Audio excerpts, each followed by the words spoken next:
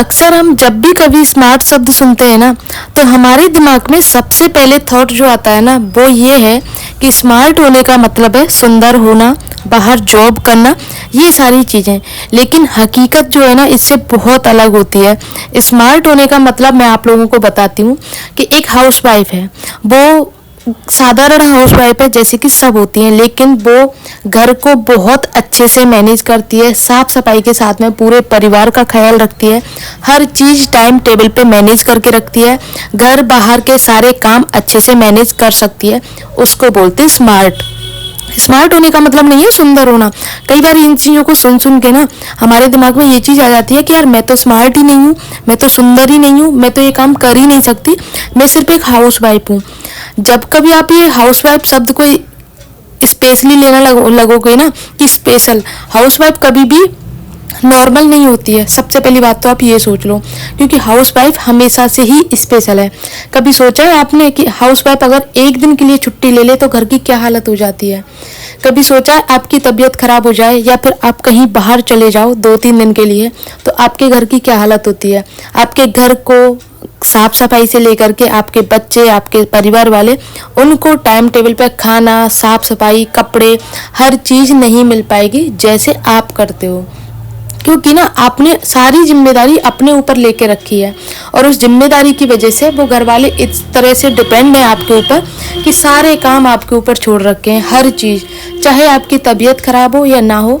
कई बार देखो हम हाउस वाइफ पता है क्या करते हैं, तबीयत खराब होती है ना, फिर भी हमें पता है कि अगर हमारी तबीयत खराब हो गई, हम बिस्तर पर पड़ गए तो हमारा बच्चों को खाना ही नहीं मिलेगा प्रॉपर, पतिदेव को ऑफिस का टिफिन नहीं मिलेगा, वो लेट हो जाएंगे, घर का काम समय पे नहीं हो पाएगा। तो इस चक्कर में ना हम बहुत ज़्यादा चिड़चिड़े हो जाते हैं और अपनी जो हल्की फुल्की तबीयत खराब होती है ना, उसको और ज़्यादा तबीयत खराब कर लेते हैं, क्योंकि रेस्ट ना मिल पाने की वजह से भी तबीयत और ज़्यादा खराब हो जाती है।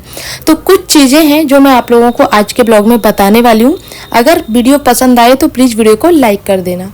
तो सबसे पहली चीज़ मैं आप लोगों को बताती हूँ, सुबह आप चाहे कितने भी बजे उठो, कितने बजे से मतलब है 6 बजे से लेट नहीं होना चाहिए। क्योंकि चाहे आप एक हाउसवाइफ हो, चाहे वर्किंग वुमेन हो, चाहे आप एक नॉर्मल हो, चाहे घर पे रहते हो कुछ काम नहीं करते हो, लेकिन फिर भी 6 बजे तो सबको बिस्तर छोड़ ही देना चाहिए। 6 बजे उठने के बाद में अगर आपको लगता है कि एक्सरसाइज करनी है मुझे, तो एक्सरसाइज के लिए 10 मिनट 15 मिनट तो आराम से निकालनी ही चाहिए। क्योंकि जैसे जैसे ना आपकी एज बढ़ती है ना, वैसे वैसे आपको एक्सरसाइज की ज़रूरत होती है। आपका जो शरीर है ना वो पहले जैसा नहीं रह जाता, क्योंकि हाउसवाइफ को ना आराम नहीं मिल पाता और हाउसवाइफ सबसे बाद में खाना खाती है, तो कभी उसको ज़्यादा मिलता है, कभी कम मिलता है, तो वो खुद के लिए आलस कर जाती है दोबारा बनाना, और इस चक्कर में उसकी तबीयत डे बाई डे ख़राब होती जाती है और वो ध्यान भी नहीं देती है इस सब पे। ध्यान जब जाता है, जब ज़्यादा हो जाता है ना कोई चीज़, तब उसका ध्यान जाता है और तब तक शायद बहुत देर हो चुकी होती है।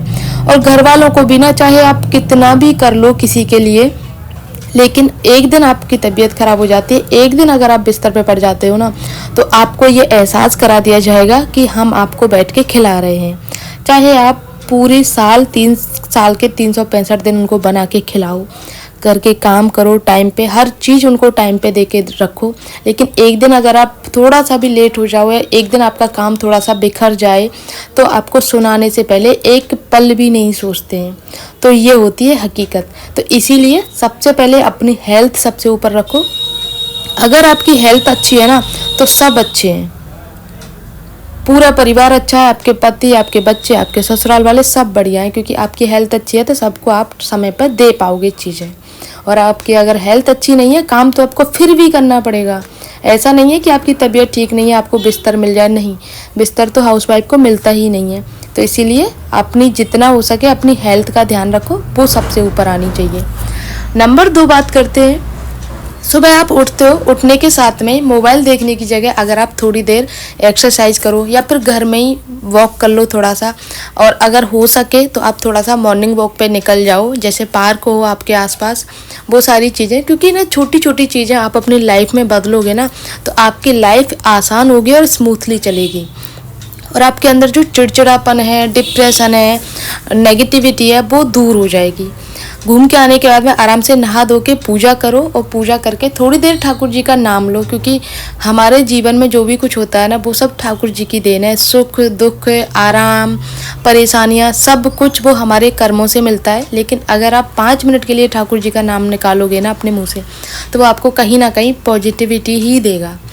ठाकुर जी की पूजा करने के बाद में फिर आप अपने किचन में, घर में साफ़ सफाई जो भी आप करना चाहते हो वो शुरू कर लो। और काम को उस तरीके से करो ना कि काम बोझ नहीं, काम एक जिम्मेदारी है। क्योंकि कई बार हम काम को ना ऐसे समझ लेते हैं कि इतना सारा काम मैं करती हूँ सुबह से लेकर रात तक, और मैं तो पूरा दिन काम में निकल जाता है, लेकिन मेरे घर का काम होता ही नहीं है। और जबकि किसी रिश्तेदार, पड़ोसी, फ्रेंड्स को देखते हैं तो सोचते हैं कि यार उसका काम तो 10 बजे ही ख़त्म हो जाता है, जबकि उसके घर में मेंबर भी उतने ही हैं, लेकिन वो जल्दी कर लेती है, मेरा जल्दी नहीं होता है।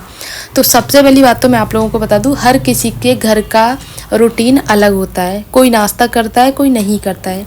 किसी के घर के मेंबर की पसंद नापसंद अलग होती है। कोई हेल्प करवाता है, कोई हेल्प नहीं करवाता। किसी का घर छोटा होता है, किसी का बड़ा होता है। तो हर किसी की लाइफ अलग होती है। सबसे पहले तो ना खुद को उससे कंपेयर करना बंद करो। आप एकदम बेस्ट हैं, स्पेशल हैं अपने आप में। जो आप करते हो वो सब कुछ अच्छा है, बस यही मान के चलो। क्योंकि अगर आपके अंदर पॉजिटिविटी है ना तो सब कुछ ठीक है।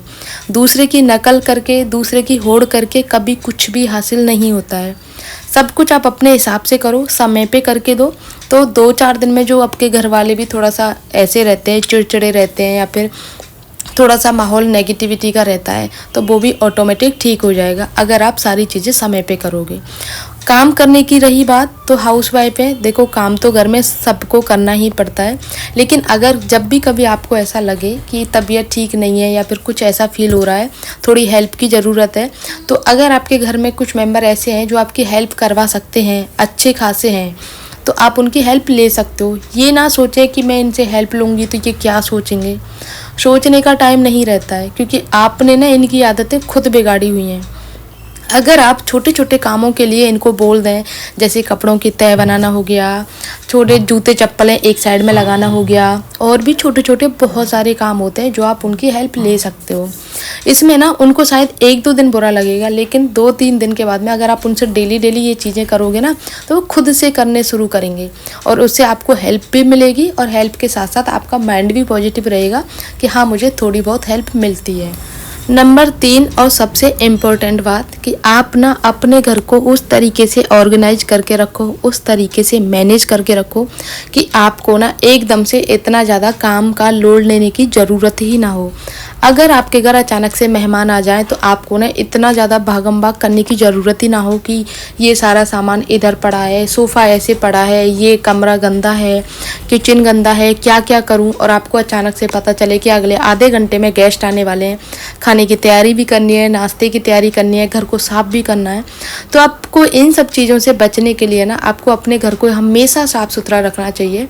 साफ़ सुथरा रखने से मेरा मतलब है कि चीज़ों को ना उस तरीके से ऑर्गेनाइज करो कि आपकी पता, कई हाउसवाइफ की क्या आदत होती है, मार्केट गए, वहाँ से कुछ भी अच्छा लगा वो उठा के ले आए, चाहे वो काम का है या नहीं है। स्टोर करने से आपके फ्रिज, आपका जो किचन है वो पूरा भर जाता है, और जो प्रॉपर साफ़ सफाई है ना वो नहीं हो पाती। क्योंकि सबसे ज़्यादा जो गंदगी होती है, सबसे ज़्यादा जो ऑर्गेनाइज रखने का सामान जो करना होता है ना, वो सबसे ज़्यादा किचन में होता है। क्योंकि हमारा सामान रहता है किचन में सबसे ज़्यादा।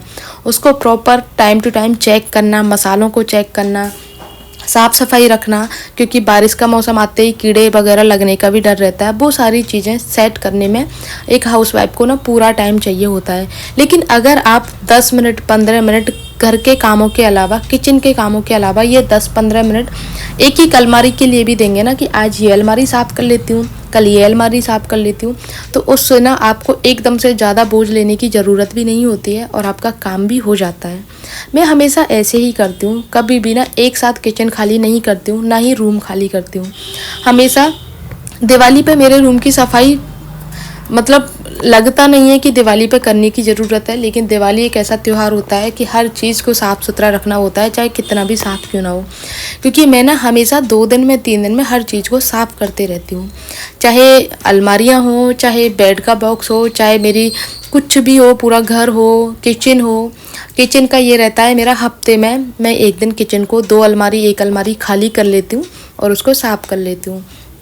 फ्रिज का ऐसे रखती हूँ कि जब भी सारी सब्जियाँ आती हैं तो सारी सब्जियों को निकाल के फ्रिज की ट्रे बास्केट वगैरह निकाल के उसको साफ़ कर लेती हूँ और साफ़ करने के बाद में फिर से सारी सब्जियाँ सेट करके रख देती हूँ और ये 4-5 दिन चल जाती हैं। उसके बाद में फिर से साफ़ हो जाता है फ्रिज। और जो ऊपर का फ्रिज रहता है यानी कि जाली रहती है फ्रिज की, वो सब कुछ तो डेली साफ़ होता ही है, क्योंकि उसमें हमारा ना खाने पीने का सामान रहता है, तो वो सारी चीज़ें डेली साफ़ होना ज़रूरी होती हैं। तो यहाँ पे ना इतनी सारी सब्जियाँ आई हैं, सारी सब्जियों को प्रॉपर रख देती हूँ। हरा धनिया आया है ना, ये एक जल्दी ख़राब ना हो इसके लिए मैं क्या करती हूँ, या तो इसको पॉलीथीन में रखती हूँ या फिर इसको मैं एक एयरटाइट कंटेनर में रख देती हूँ, जिससे ये कम से कम 8-10 दिन तक एकदम फ्रेश निकलता है, ख़राब नहीं होता। इसी तरीके से हरी मिर्ची रखती हूँ। हरी मिर्ची आती है ना, उनके डंठल साफ़ करके धोने के बाद में एक नैपकिन से सारा उनका पानी अक्सा निकाल के एकदम पोंछ के साफ़ करके फिर मैं उसको एयरटाइट डिब्बे में रख देती हूँ। महीनों तक मिर्ची ख़राब नहीं होती है। जब भी आपको 1 मिर्ची 2 मिर्ची जब भी ज़रूरत पड़े आप खोलो, निकालो और वापस से रख दो फ्रिज में।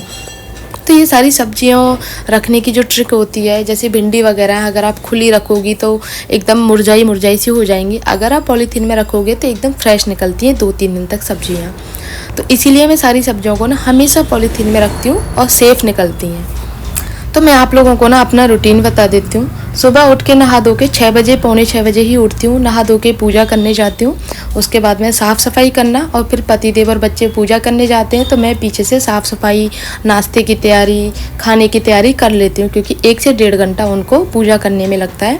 तो मैं नाश्ता उनको तैयार रखती हूँ और अगर उनको थोड़ा देर और हो जाती है आने में 10-15 मिनट, तो मैं साथ में खाने की तैयारी भी कर लेती हूँ हल्की फुल्की।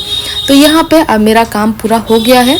अब रोटी सेकना बाकी है, क्योंकि मुझे भोग लगाना है ठाकुर जी का। और हम ब्रज में रहते हैं तो जो भी चीज़ बनाते हैं ना, नाश्ता हो, खाना हो, दूध हो, लस्सी हो, फ्रूट्स हो, कुछ भी हो, खाने से पहले ठाकुर जी का भोग लगाते हैं। तो बस 2 रोटी सेक लिए, ठाकुर जी का भोग लगाते हैं। तो मैंने आज खाने में बनाई हैं काफ़ी सारी चीज़ें। तो दाल बनाई है, आमिया करौंजा मिर्च बनाए हैं, अरबी की सूखी सब्जी, चटनी, ये सारी चीज़ें मैंने बनाई हैं। अब बस थाली कंप्लीट हो गई है, ठाकुर जी का भोग लगा देते हैं और इसी के साथ में आज के ब्लॉग को एंड कर देती हूँ। ये हमारे एक बाबा आते हैं, उनका खाना मैंने यहाँ पे निकाल दिया है। इसी के साथ में मिलते हैं नेक्स्ट ब्लॉग में, तब तक के लिए बाय।